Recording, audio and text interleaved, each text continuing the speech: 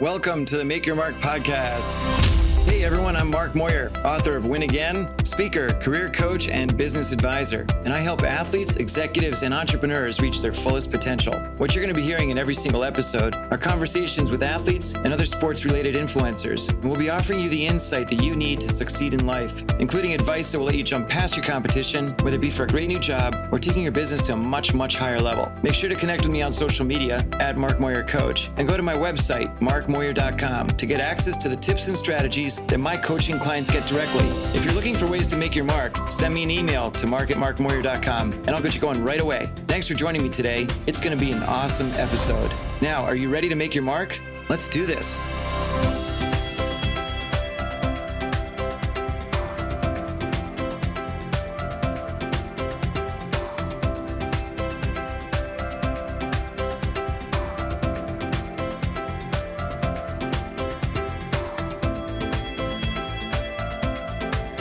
Welcome to the Make Your Mark podcast. My name is Mark Moyer, and I'm broadcasting to you live from New York City. And I'm super thrilled to have you on board. If you're listening here in New York, somewhere else in the United States, Canada, or Mexico, or anywhere else on this big, amazing planet we have, thanks for being here. And look, I'm super excited. I just finished chatting with Brendan Harris. And Brendan was a Major League Baseball player for several seasons. He has so many amazing stories, including a pretty good bit of advice, and that is not to charge the mound. All right, don't charge them out. But anyway, super guy, great episode. But before we jump into it, please make sure you hit subscribe wherever it is on your computer screen or your phone, and subscribe to this podcast, whether it's on iTunes, Stitcher, Spotify, anywhere else you're listening to this. Please subscribe. There's so many great episodes too. You can go on to markmoyer.com anytime for access to those. We're now up to 52, which is really incredible. And on top of that, there's access to great advice on how to take your business or your career, or really almost anything else, to a whole new, bigger level. That's what I love doing. Also, make sure you grab a copy of my job search playbook for athletes called Win Again. It's available on Amazon and also on the website. Check that out. It's a great read. I tell people it's 150 pages of my $10,000 coaching in a $20 book. Make sure you grab that, and more great stuff on the website. Check it all out. But without further delay, here's Brendan Harris. You're going to love this episode. Great guy, really nice guy, and lots of great advice in there for baseball players and all athletes, and really everybody else. So make sure you give it a listen. Enjoy.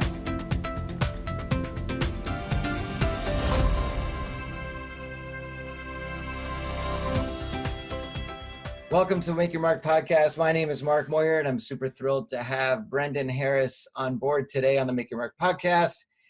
He is a former Major League Baseball player, and he's still as we already talked about, a third of the way through his life at minimum. A young guy. Say hello, Brendan.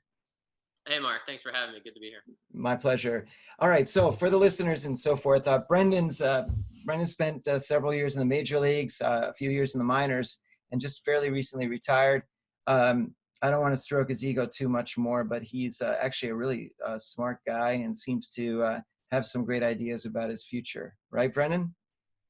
That's right. Yeah, just try to get yourself in the right room where you're just not in last place intellectually, and then you get people saying nice things about you, like yourself. Well, there you go. But before we jump into that, Brendan, and sort of talking about everything else, I want to take a giant step backwards and really find out from you just a couple background sort of questions. One of them is, number one, what got you started in baseball? Like, where did you grow up, and what made that your first, or maybe it wasn't your first love of sports, but tell me a little bit about your background going way back. Yeah, so I was originally from upstate New York, a town called Queensbury, and played everything growing up. Played basketball, football, baseball, hockey, and so always had kind of a special love for baseball. My dad played in college, and so we always kind of grew up with the love of the Yankees, kind of a shared interest in that. Being in a cold weather state in the Northeast, the season was shorter, so you played multiple sports kind of out of necessity. So actually, I would say my favorite sport was basketball growing up, and I probably played that the majority of my time. Kind of topped out at about 6'1.5", 6'1", and I actually had kind of kind of a seminal moment when I was playing AAU after my sophomore year of high school, and we had this is going back a few years. We had an AAU tournament. I want to say it was in Connecticut, in Hartford area, and we had like Elton Brand, Lamar Odom, a couple guys that would go on to play at UConn and win a national title. And I remember thinking like, man, I could probably play Division I, but my ceiling is significantly higher. And I came back a little bit with my tail between my legs, but a little bit more like, all right, I'm going up, pushing all my chips into baseball. And so that kind of, curbed my future a little bit, and ended up signing with College of William and Mary and played there. And for 3 years, got drafted by the Cubs, and started my pro career. But yeah, played. It's interesting. I had really good high school or little league and high school teams, and so that helped my development. We were winning. We were around buddies, and we played essentially all summer. So for the Northeast, we did get a lot of games in, and it was fun. From 9-10 years old, we went to just a little bit short of the state title game in the Williamsburg tournament. And then when we were 15, we ended up winning the senior league state title. And so we had really good high school teams. And so that kind of shaped my love of baseball. Well, that's amazing. And well, there are a lot of comparisons with my son right now. He's 16 and going through a lot of the same thing. And I'm curious to hear, so when you were hitting high school and so forth, did you have prime positions, or were you sort of playing a few different ones? How'd that work? No, just shortstop and pitcher.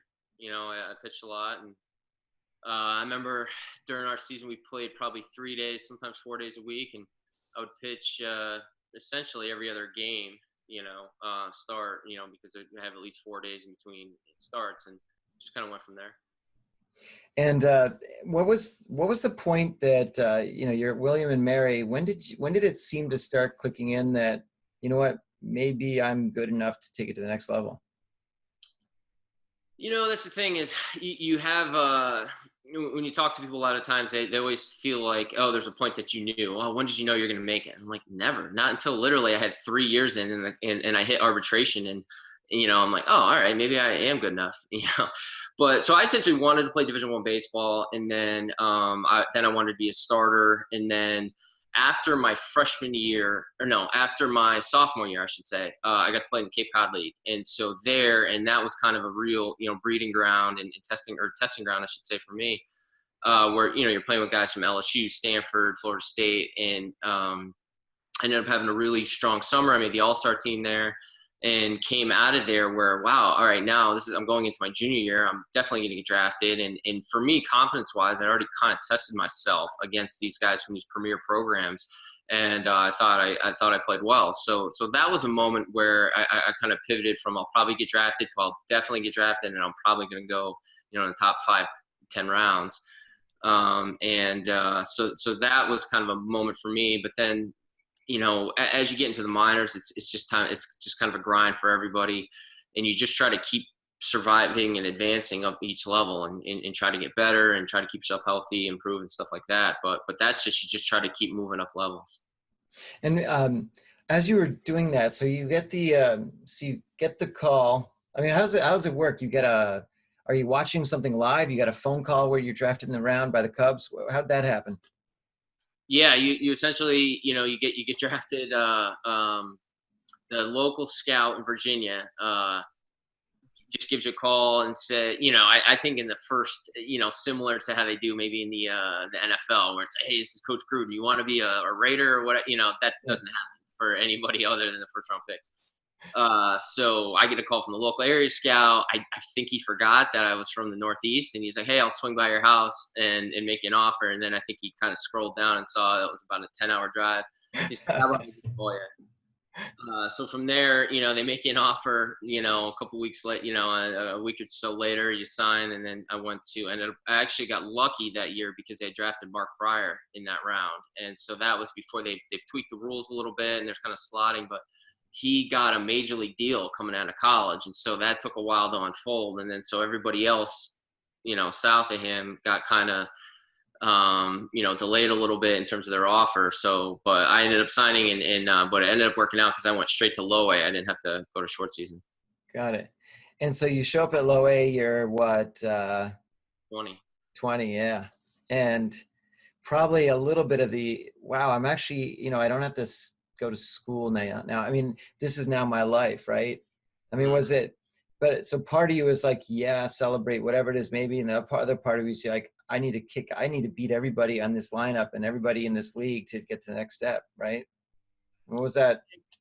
Yeah, and you get that feeling a little bit when you go to spring training next year, and it's a little overwhelming. I remember the first year I got drafted, it was more relief, and I was spent because you play a whole college season. There's some little pressure. Hey, this is your junior year. You have leverage. You don't want to have to come back for your senior year. And so we end up having a great year as a team. We made the NCAA tournament, and I remember just being the draft process, the signing period, and getting there being exhausted.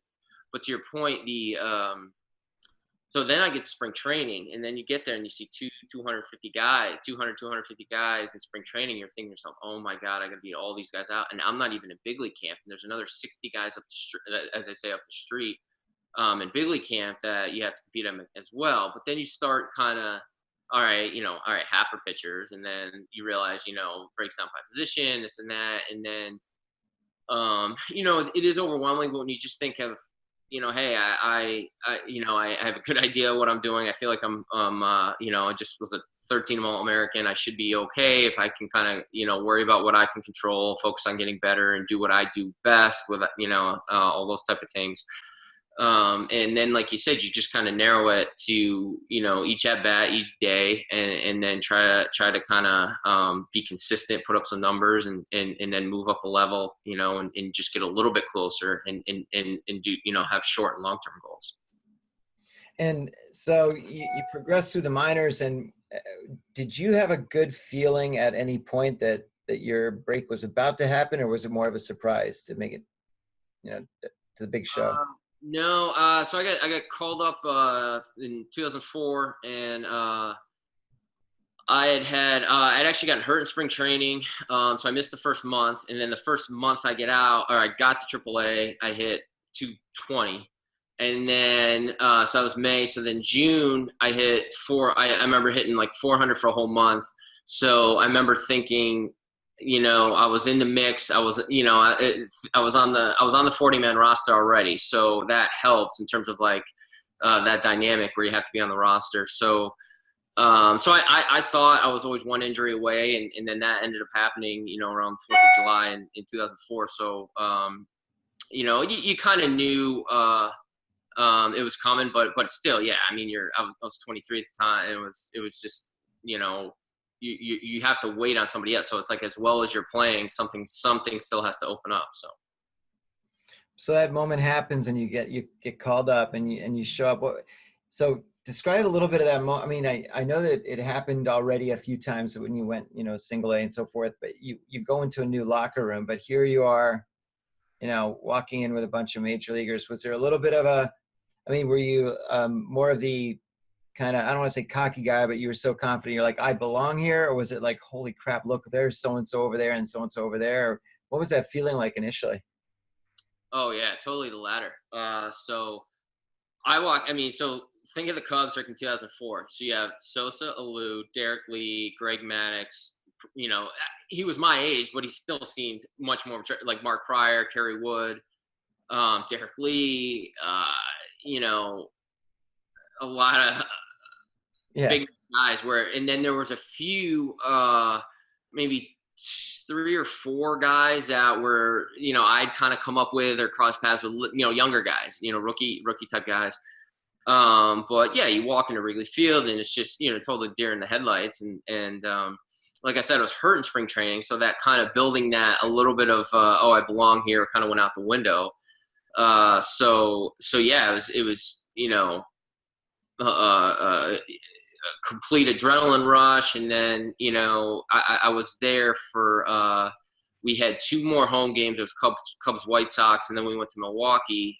So then I got first start in Milwaukee, but yeah, totally, overwhelming at first. And then, but there's some veteran or those at the time, guys who had maybe 4 or 5 years in, like Ryan Dempster, that were, or a couple good veterans, Todd Walker, who were, great to me, kind of took me under the wing a little bit. And so, remember things like that. So I know you remember exactly, every detail of this, but describe your first hit. It was a double to right center. It was more, I remember my first at bat where I was hitting second. It was Mark Grudzielanek, me, Sosa, and Ramos Ramirez. And I was super focused, but I was like totally overwhelmed. And I remember Grudzielanek looking back. He goes, I don't care what I do. He goes, you only have one first at bat. He goes, that first one's in there, take a rip. So I remember like, all right, I'm going to ambush the first fastball. And I kind of got in there and I looked up and he kind of quick pitched me a little bit. And I'd already pre-decided that I was going to swing at it. So I just kind of rolled over and grounded out. But then I remember my next at bat, it took a couple of pitches. I had a double to right center. And so that was huge for me. It was just like, okay, I could kind of take a deep breath. So yeah, those type of things you don't really forget. And, not that feels like yesterday, but yeah, it was just a kind of high tense, first game. Well, look, it maybe it doesn't seem like yesterday, but when we have certain memories that really stand out, they are basically yesterday. I mean, they're there, and it's funny because you can almost, I don't want to say smell the grass, but I mean, it's almost like today you can feel what it was like to be standing at the plate at that point, and it's not too many people can say that their major league debut they batted in front of Sosa, so that's pretty cool, right? Yeah. And I'm assuming that. So, well, let me take a step back. So when you meet these guys, so and as you said, you're 6'1.5", 6'1", and that sort of thing. You think that a lot of these guys are 7'8", huge, and then you show up, and then you're like, wait a minute, so you're really only X, and you're right here. You're like my height, and you're like a regular guy. I think there's a tendency in whatever discipline you're in, whether it's professional sports or the military or music. Like when I met, I met Paul McCartney once, and I don't know why, but I just thought this guy must have been, I don't know, just when you meet these guys, you think they're much bigger in stature. And then he's just this kind of, he's like 5'9", 5'10", this kind of skinny guy. And he's like, hey, what's going, and you're kind of like, you're looking around like, where's Paul McCartney? It's really strange. And so it's the same sort of thing. I'm guessing, I mean, look, some of these guys are big, but I'm sure part of you is saying, you know what, I'm as good or almost as good, or I can be as good as a lot of these guys. And now I do belong and I'm here, right? I mean, is that part of what you were thinking, or what was your situation? Yeah. And then you take those moments if you make the most of them, whether it's, I would say from Chicago to Milwaukee, we just took a bus, but obviously everything's in, and you can get caught in traffic going to Chicago. So you get an hour bus ride just to the airport there. But these buses and plane rides, you use that information or use that time to just kind of get to know your teammates, and you find out, I'm just from kind of an area similar to you. I'm from Texas, Florida, California, and then you find a lot of similar stories. And yeah, you have your probably 4 to 5% of players that, hey, we're on covers of magazines, went to USA, like Pryor or, Bryce Harper, or Alex Rodriguez, Ken Griffey Jr., stuff like that seem to be kind of molded in terms of this guy's going to be a superstar. Then you have the rest of us. You have kind of 95% of players that really had to kind of work hard and, we're kind of just, some small areas, some bigger areas, and and a lot of in between. And so there's a lot of similar stories. And then everybody's kind of been through that rite of passage in those minor leagues and those bus rides and stuff like that in the same way. So I really liked, and you don't see them anymore, but some of the older parks until some of the new ones come in, you had shared weight rooms. And so I love that because, like, for me, especially as a young guy, I was always in there just kind of, not trying to bother guys, but like picking brains and trying to get to know them because it helped my comfort level. And I felt like that put me at ease once I was on the field. And whether I was in the box or, in the field, it just kind of, there was hey, I know this guy, I belong here, stuff like that. So it's, I was just thinking to myself, so you're over there, like, pretending to like, Derek Jeter, and you're up there flexing like 5-pound weight, going like, do. So tell me a little bit, you'd be like, what are you doing here, kid? No.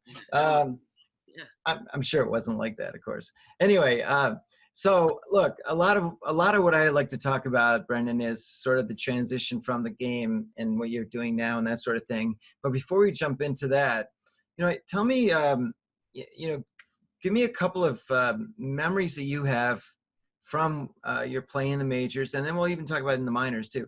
But give me a couple things that stand out as almost not just gee, I hit the game-winning home run kind of thing, but more so, do you have a favorite memory itself of during a game that really stands out, and whether it directly involved you or not necessarily?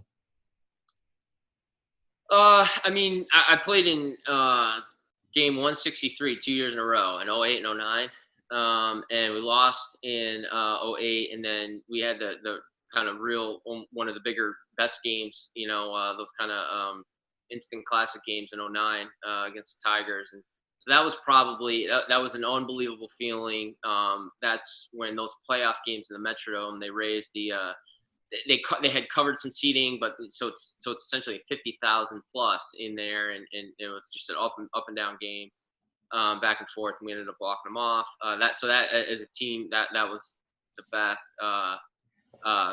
probably the best team wise feeling. Then a couple of home runs. I remember in earlier that year, '08, I believe. We went and played interleague in San Diego, and on consecutive days, I hit home runs off Hoffman and Max. So personally, that was probably the bigger career highlights. But if I had to pick some.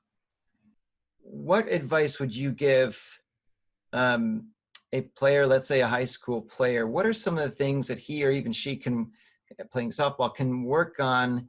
Like, what are some of the drills or some of the things that you thought when you did them were especially valuable to you, whether it was hitting off a tee or practice taking, ground balls to your backhand? What, are there anything that stands out that you remember, these really helped me a lot?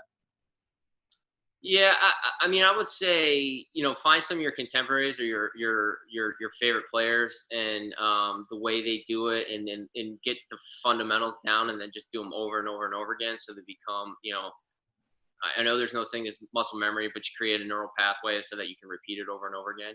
I would say develop yourself physically, monitor your fitness and your nutrition and your sleep. And especially try to kind of balance, have the right, especially any high school or college kid, you got to keep your balance your studies, and so you don't put things off, and procrastinate, and things pile up and come to a head. But a big thing is you gotta everybody has for years it said you got to play multiple sports, which is true, and I did it. And but at the same time, they'll play multiple sports, and then they'll play baseball all summer, right? And they'll play 50 more games during summer, and think that is developing them physically, and that's not. It's wearing you down. It's more harm than good. And I get it. There's an aspect of getting out there and being seen, and whatnot, but you're going to do more for your development by getting stronger, by getting more flexible, and by getting faster each off season. So I really reiterate, like, put a premium on your physical development, right? And then the other thing is you know, when people say, have an approach or get yourself mentally ready, like, know what that means for yourself. I'd say, um, be able to know what it means to be mentally strong. Like when you're going into a game, and visualizing various scenarios, and that's huge, I think, for a young athlete, so that you don't get to that um, moment where, whether it's in basketball, I didn't get it, I should say, until I was playing basketball till my senior year, when I knew every close game, and I knew what play, because of the point guard, what play I was going to call, and I would visualize it and say, all right, he's going to do this, and then if he does this, I'm going to do this, and I would just kind of, play out the different, scenarios that we're going to do. And then, When you were in Major League Baseball, and then you're playing more and more, and you had a couple good seasons, that sort of thing. What was it? What was it like to get traded that first time?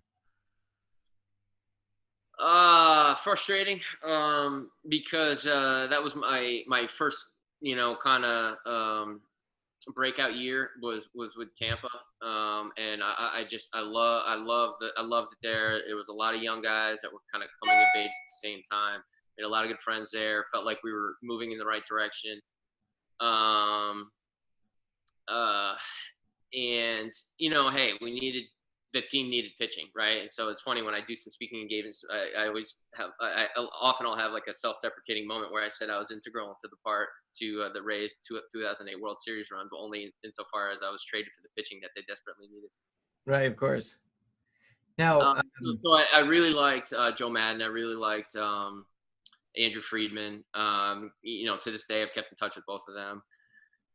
So it was frustrating, but at the same time, I mean, and you do get it. I'd been traded in 2004 to, as well. So it wasn't the first time I'd been traded, but the second time, but at the same time,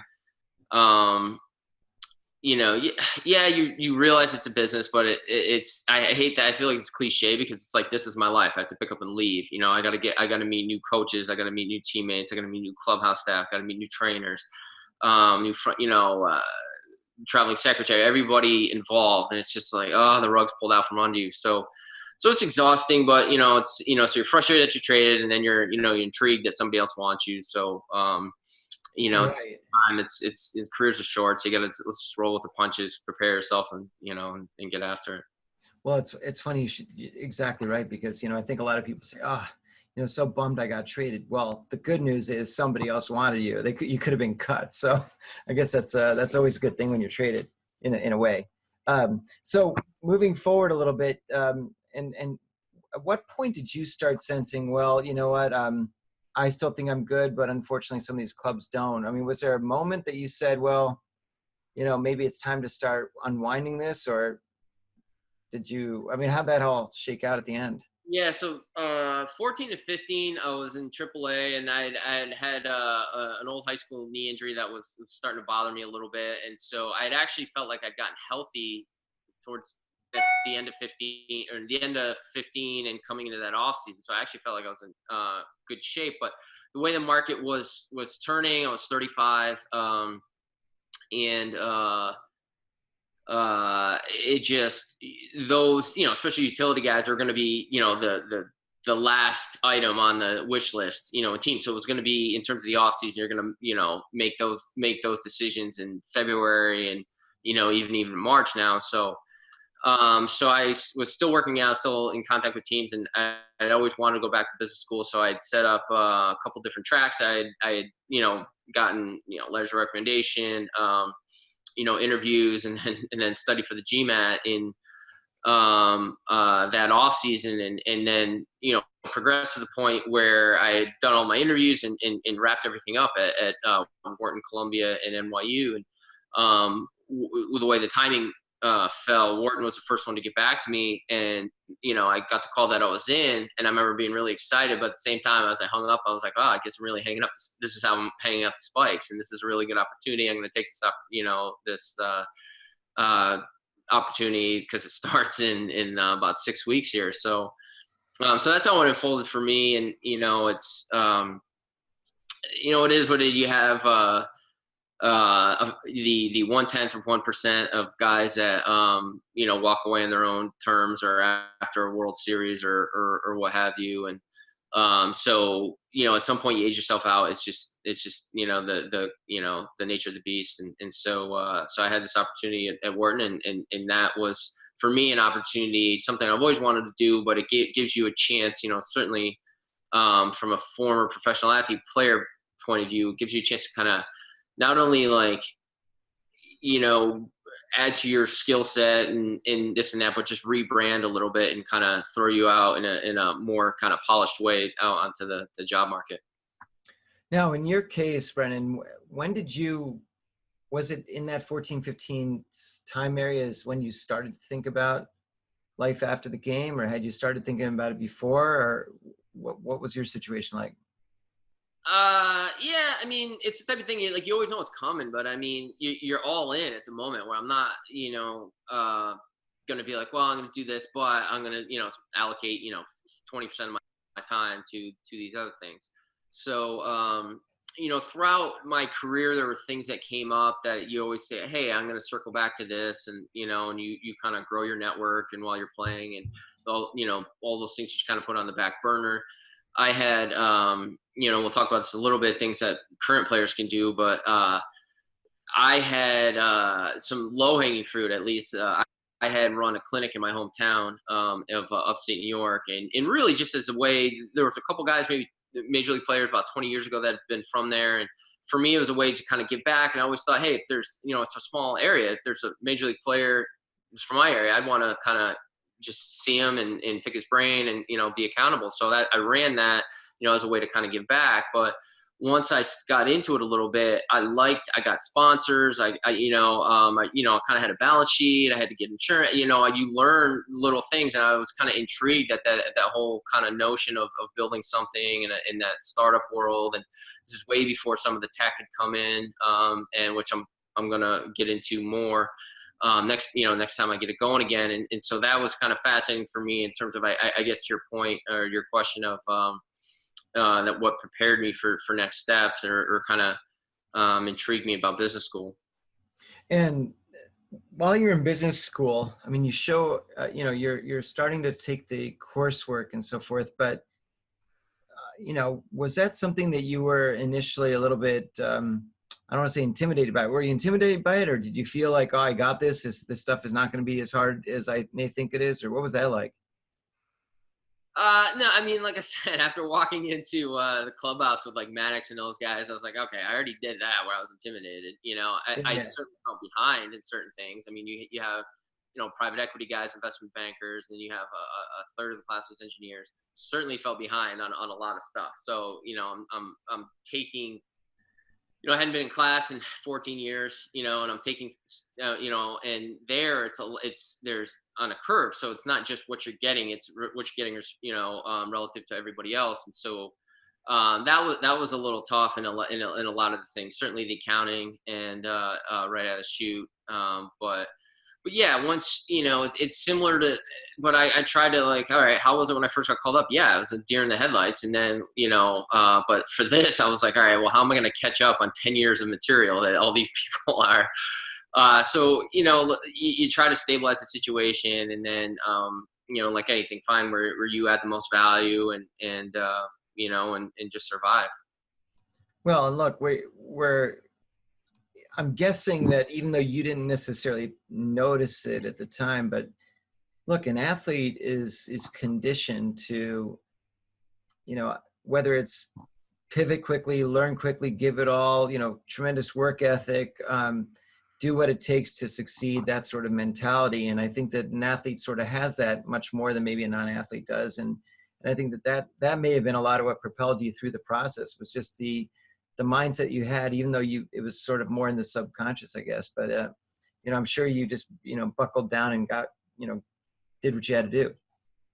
Yeah. I mean, there's a work ethic, and then dealing with adversity was something I thought was kind of a value add. And, you have there's certainly 90%, hardworking type A people in there. And then, we get thrown in together, and then a lot was thrown at us, and people were frustrated with the amount or the schedule or this and that. And, we were in class all day Friday, all day Saturday, and this and that. And I remember thinking, I'm like, man, well, you guys never sit on 15-hour bus rides. You want to complain, back in the day. And then, the other thing is that, baseball is every day. When you take an 0 for 4, man, you're going to be right back at the plate. And it seems like 14 hours. It seems like sometimes less on, day game after night game. So yeah, there's certainly a lot of intangible things that, are applicable certainly to the business world or grad school. Wait a minute. What do you mean by 15-hour bus rides? I thought everything was, you went in first class, hey, can you pass the shrimp cocktail? And hey, I'll got the champagne over here. It wasn't like that all the time, right? No, it's peanut butter and jelly. I know, I'm joking.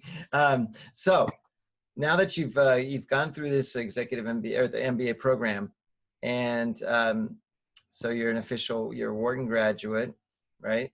Yeah. And you got that that's amazing. That's great. And you've obviously done a lot of work within the financial space in terms of getting yourself prepared. So tell me a little bit about what you're doing now, and what really got you to some of the things I mean, you're doing a few different things with different time commitments, but tell me a little bit about what's going on now. I did the executive program, and so I still, I worked for the Angels throughout that. So I'm still doing some scouting and player development with that.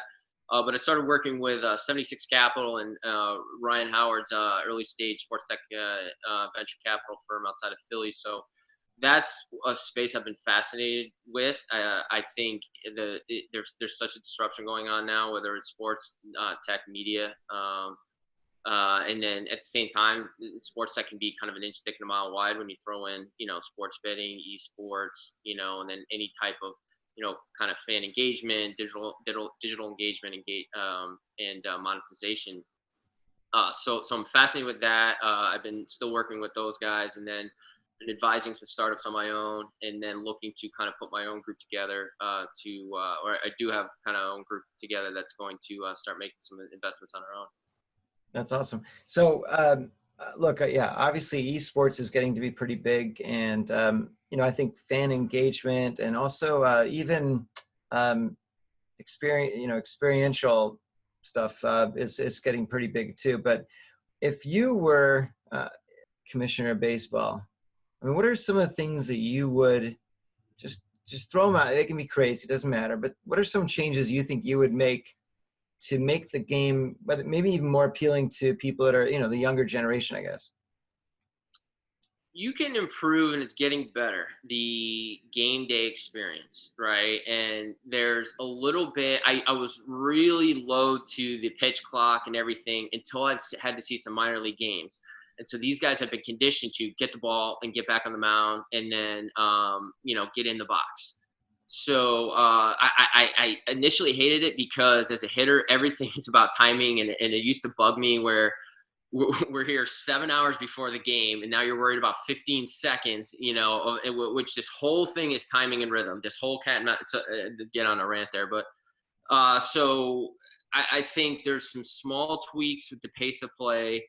I would eliminate the mound visit from any mound visit whatsoever from the pitching coach. And I mean, I would do for the extra innings. I would start doing put the runner on second. Maybe in the 11th. I give them the 10th. Each team. And then they're starting to do this. A big thing is that the NBA, in some respects, the NFL have promoted their stars in a way that Major League Baseball hasn't. And there's a wide variety. And listen. Yes, Mike Trout's clearly the league's best player, but if he doesn't want to do all these endorsements, it's not on him to do things that he doesn't want to do. He's an unbelievable ambassador for the game, and I don't think the commission needs to say, well, I can't do anything, Mike Trout doesn't do it. There's 25 other amazingly highly marketable guys that, from Baez and Lindor to, so many guys that are extremely marketable that can do it. So, the NBA and the NFL are being able to find value in marketing their stars in small markets. So that's what a little bit we got to be able to do and build kind of better national branding for some of these guys. We have to expand into the international market as well. The NBA has done far better. Certainly it's a different animal because there's NBA leagues and there's basketball leagues in China.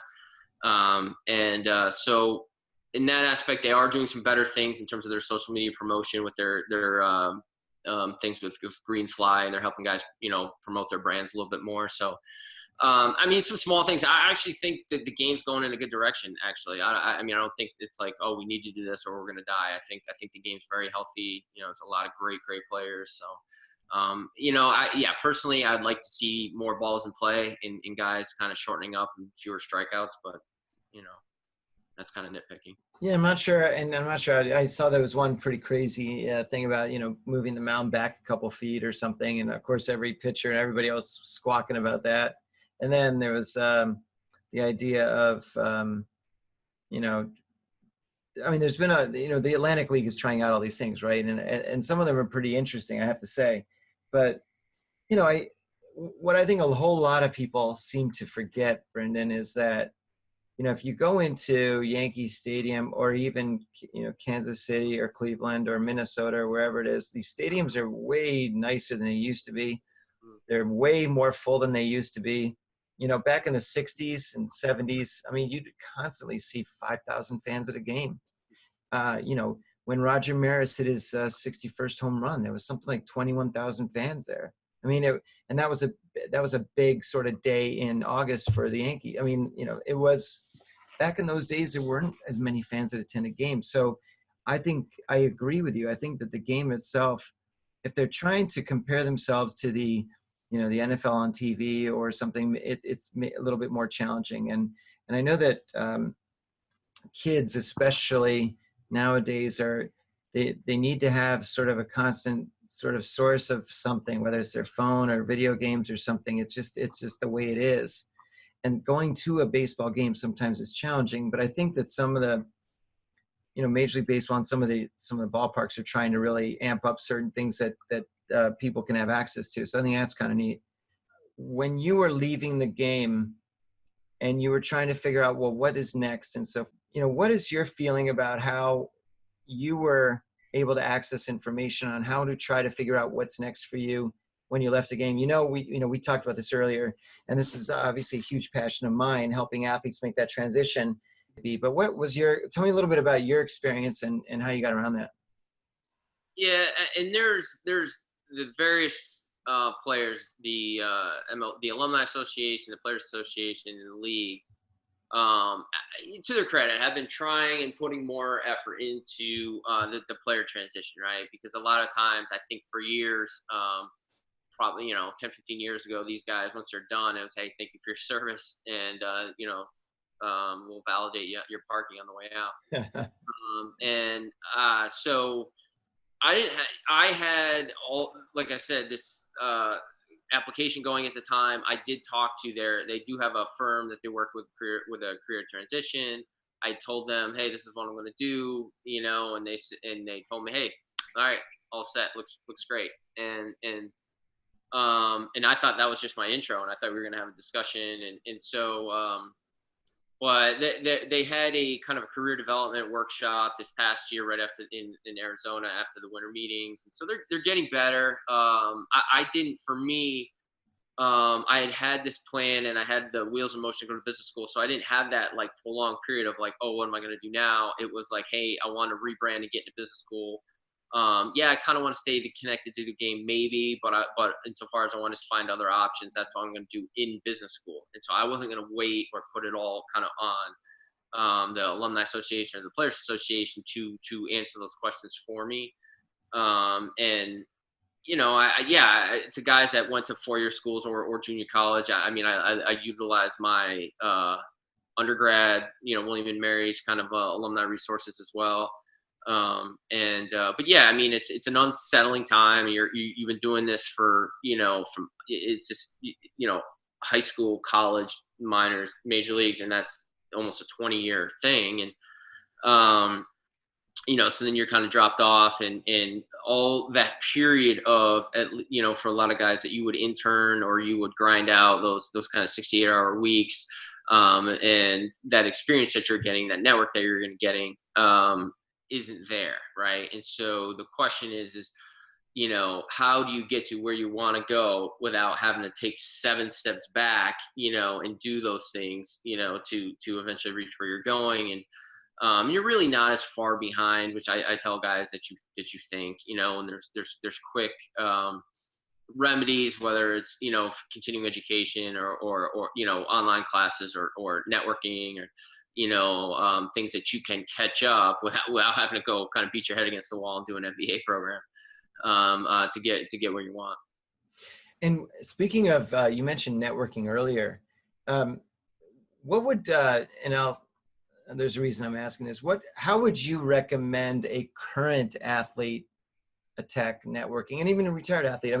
What do you think would be a specific piece of advice that, let's say they're about to attend, whether it's a fan event or even just maybe it's a local, something opening up or whatever it might be, some sort of event that they're attending. How would you recommend them to do the networking thing? Well, I would find whatever you're into, right? Or whatever your, particular business interests are. It could be esports. It could be real estate. It could be, investment. It could be tech. You might want to start to be an investor. And so 2 things. First, develop your brand a little bit as well. Kind of be out there on social media and try to put some content out there, engage with people. And then leverage the celebrity of being, whether it's in the major leagues, the NBA, the NHL. NFL is a little harder because the travel isn't as much and you're not on the road, but you can still certainly do it in your home city. in the NFL, but use that to advantage. Everybody takes that meeting. At least everybody takes the call. Hey, this is a major league guy. And certainly have a plan of attack and questions that you want to answer and get across.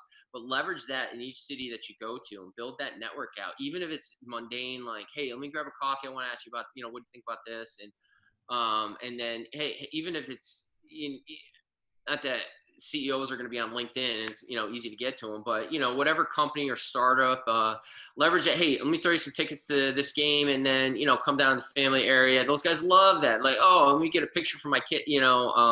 So have a kind of a trade, a little bit of a trade, and hey, like, listen, I want to follow up. I'm interested in this, and use that throughout the season, and then most. Especially if it's a team in your division, you're going to go back there multiple times. And then you get to 1 year in the major leagues, and if you do it right, those people remember that, and then you can go from there. And then like I said, follow up in the off season, and then do little things. Go through your agent, or you're seeing more and more. You're seeing guys pick each other's brains, and fellow players, and help grow their brand and their business interest that way. Well, that's great. That's great advice. I think that, jumping on that a little bit, also not just follow up with them, but also keep track of them, because look, whether it's a long season, a long year, a long everything. And sometimes it's hard to remember, a conversation you had 6 months ago with somebody. So, it's really important, I think, to have, whether it's on a laptop or a list somewhere, but just keep track of the people. I always say to people, look, have a spreadsheet where you have basically, first name, last name, phone number, email, company, when you spoke to them or met them, and then what you guys talked about. But also try to remember, if you can, this is advice I give everybody, not just the athletes. I say, look, pick something you had in that conversation that the other person will remember you about.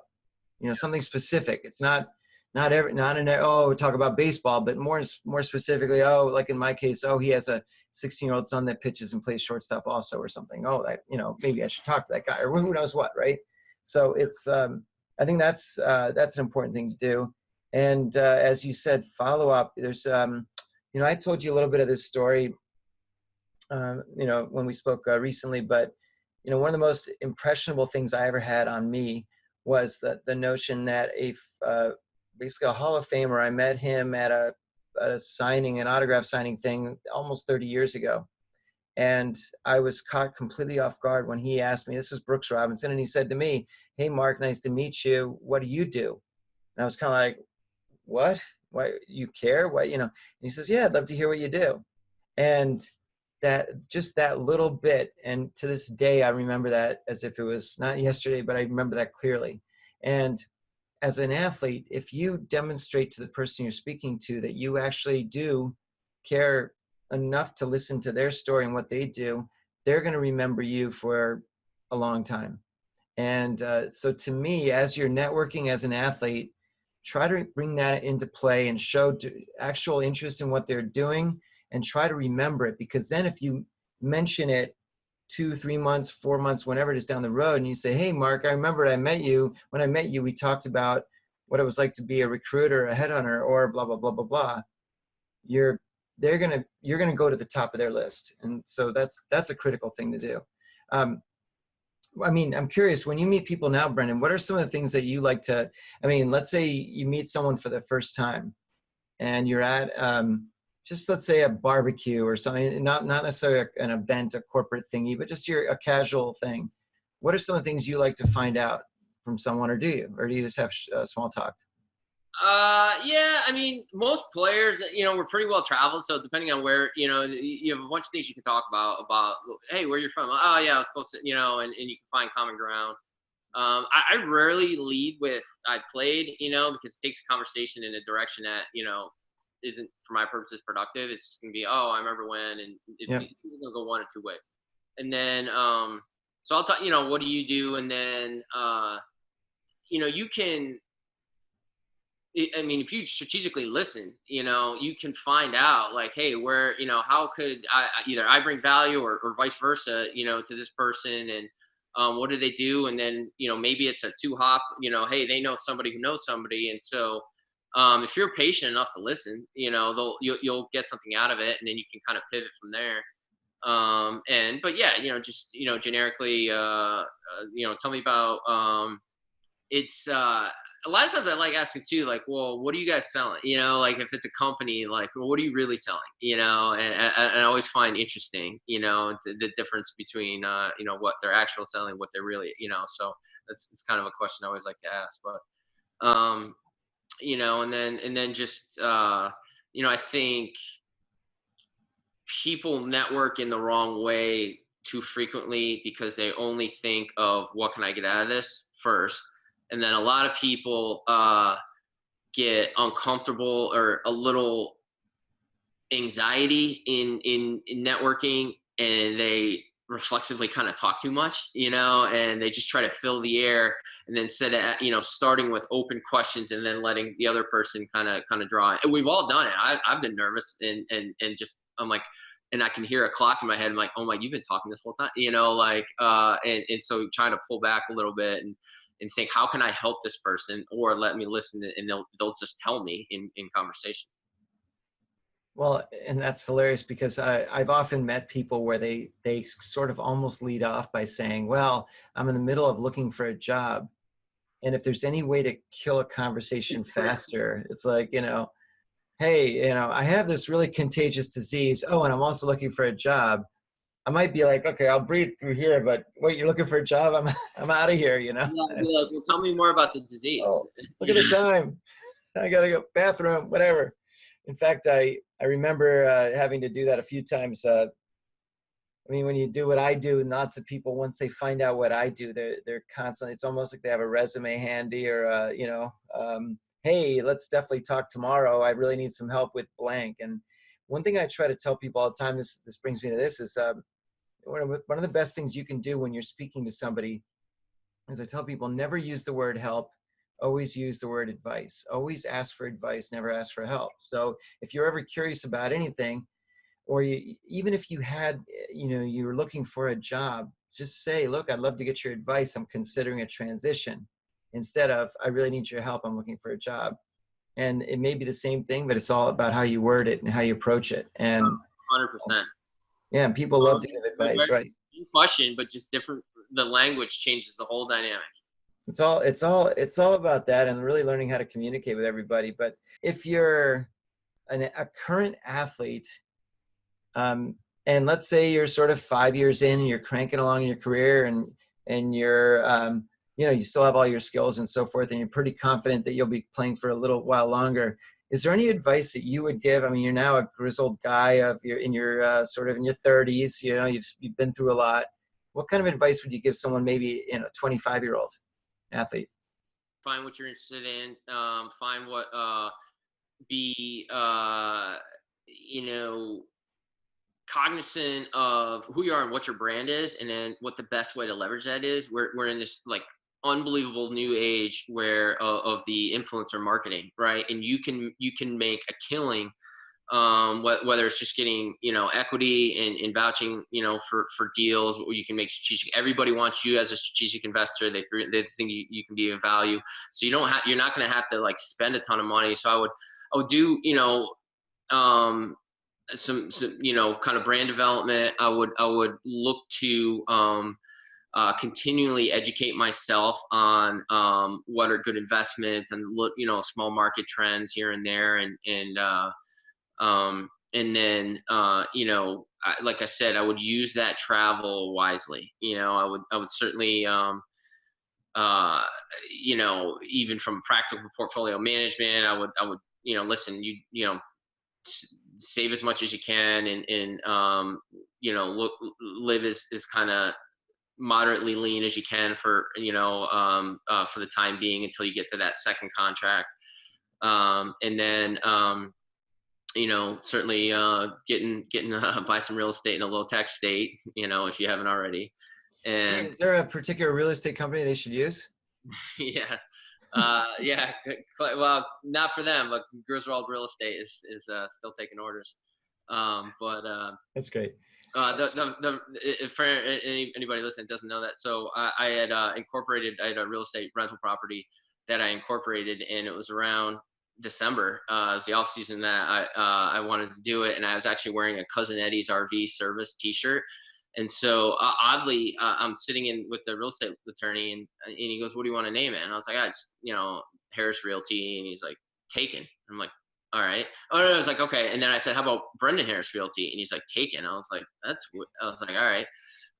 And then so I was like, "Hey, how about Clark Griswold Real Estate?" And he's like, "That's open." He's like, "Do you want it?" And I was like, Well, I'm laughing, except that when I was in a band a long time ago, and one of the things about being in a band is you probably spend more time trying to decide what to call it than you actually do playing the music. And we were just sitting around one day, and we're like, "What the hell?" And we were like thinking of the whatevers or something. And then one day, and I feel like I want to take credit for it because it's something I would come up with, but um, I don't know what we were talking about, the Partridge Family or something bizarre. And so I said, well, my favorite guy was Reuben Kincaid, the uncle. He was a goofy guy. And they were like, boom, that's it, Reuben Kincaid. And that became the name of our band, Reuben Kincaid. And people to this day are like, what the hell? What is that? And I'm like, it's the uncle in the Partridge Family, of course. What else would it be? But no, this is good. So listen, we're going to jump into a quick little segment called Hit Your Mark. And it's pretty easy peasy. But for the first question real quick is, when you're playing baseball, and it didn't matter what, from whatever to wherever, were you ever in a situation where you had to charge them out? No, there's a couple where, people have asked me this before, and you got to be damn sure like it's the right situation, because if you're just having a bad day and you're pissed and maybe there's something personal between that guy, you got to realize everybody's got to come out, both teams, and there's potential that somebody's going to get hurt. Look at Mike Morse for when Harper charged him out on Strickland, and then he had a concussion, and and you've heard tons of stories about guys turning ankles and knees in those hog piles. So I know people love watching it, and the highlights are great. The ratings the next day are always great. I was only in the position where there was a few times where there were some beanballs going back and forth, and we'll just say, being the utility guy, we're usually the targets, unless it's the center field or shortstop or number 3 hole hitter, then you hit their requisite, big guy.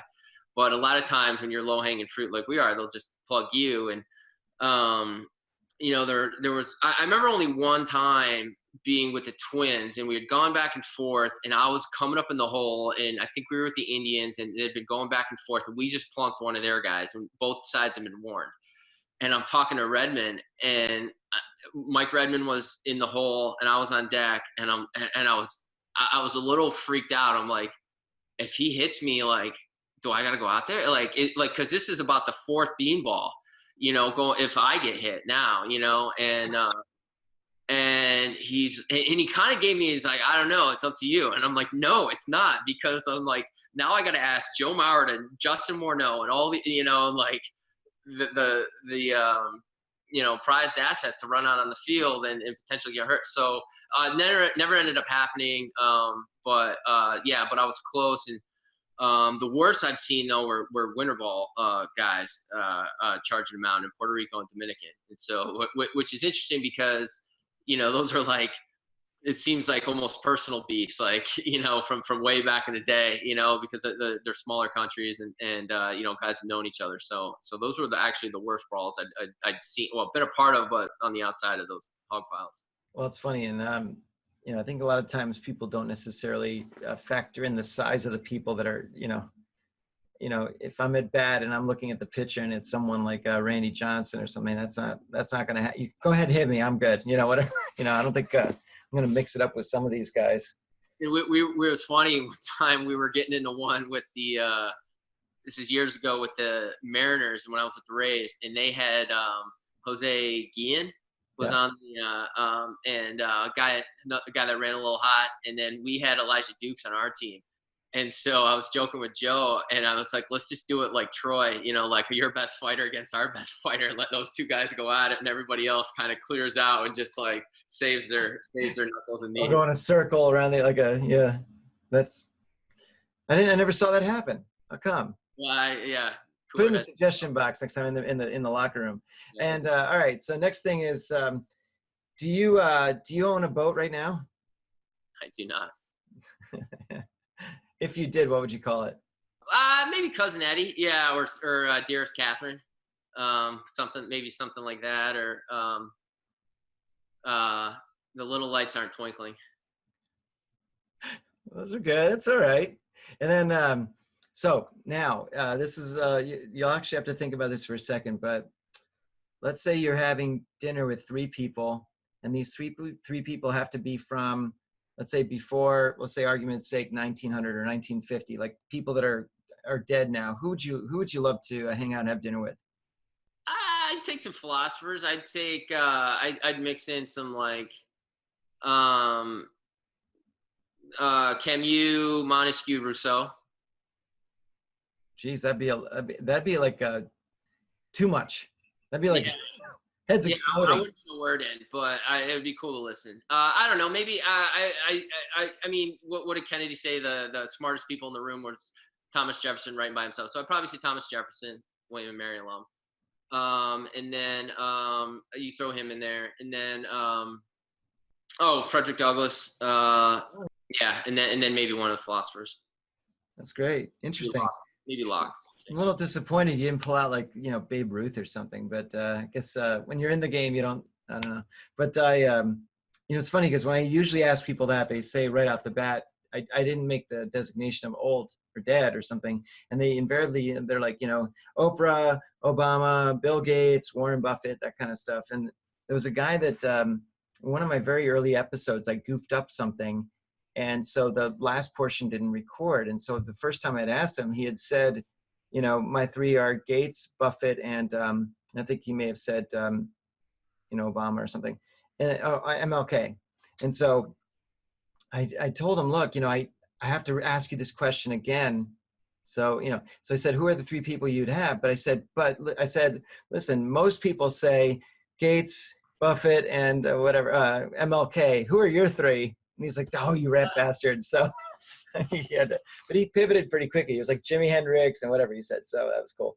Anyway, well, look, I really appreciate your time today, Brendan. And look, the end of the day, and what I like to do is really showcase people that are making their mark. And in your case, what you're doing is you're really taking, you're showing people, and you will show people, I think, much more as you go forward, really how to start leveraging their experience as a professional athlete and really develop not just an educational background, but a work-related, your work with 76 Capital and some of your stuff you're doing with the Angels and so on. But I think that you're positioning yourself to really sort of make major strides in your next sort of career or your life after the game. And that's something that I think is very important. And, I encourage everybody to reach out to Brendan if they'd like on LinkedIn and other social media. Connect to them, especially if you want to hear more about some of the work that you're doing, Brendan, with whether it's going to be finding fellow athletes that want to invest, et cetera, et cetera. What's another, is there another place that they can reach out and connect with you? Yeah, Twitter, Instagram, LinkedIn are all the easiest. Yeah. Super. And once again, thanks for your time, Brendan. And I'm sure we'll be chatting a lot going forward. And I'm going to want to pick your brains quite a bit as time goes on about how we can maybe work with MLB, whether it's the Alumni Association, Players Association, et cetera, to provide them with much more resources to help a lot of the guys make a big transition. But thanks again for your time, and we'll be talking soon. Yeah, I appreciate it. Likewise, appreciate the conversation. And yeah, and I was thinking, I was actually just reading. There was a philosophy book that I had just put on my desk, and I'd flipped through a little bit, and I was like, oh, I want to get back into it. And I read, and so that's why the philosophers were on the top of my mind. So it's not like those are like only the first guys I wanted to I wanted to provide a little context. Oh, Brendan, you ruined it for everybody. Everybody thought you were this like deep thinker. What the heck? Shouldn't have said that. I'll cut it out. Anyway, no, that's great. I appreciate that. Well, thanks again. Have a great rest of your day, and we'll be talking soon. Likewise. Appreciate it.